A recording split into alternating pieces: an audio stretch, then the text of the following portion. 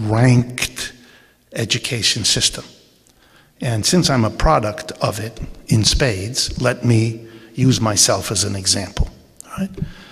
As an undergraduate, I'm the child of immigrants. My parents are European, so I was born in the United States, but English is my third language. I spoke French and German because my father was French, my mother was German. So as an immigrant, I came here as refugees, I had no money or anything else. So I go to school, I go to Harvard as an undergraduate.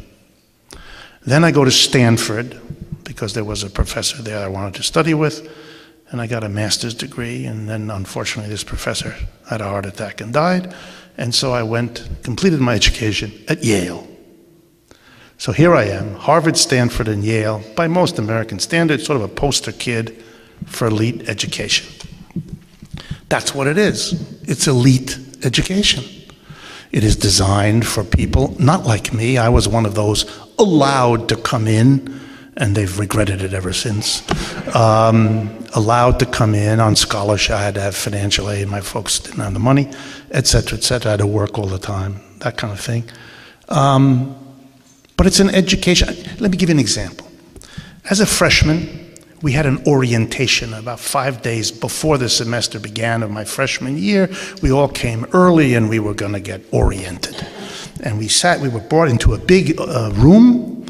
And in those days, Harvard was separate from Radcliffe, which was the female up the street school.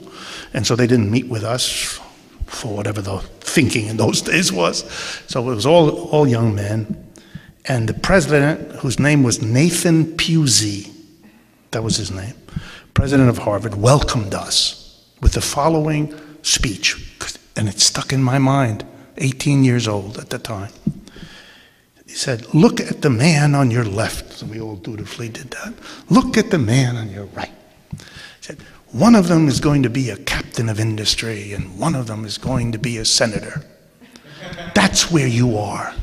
And we're here to teach you how to run the world." That's what he said.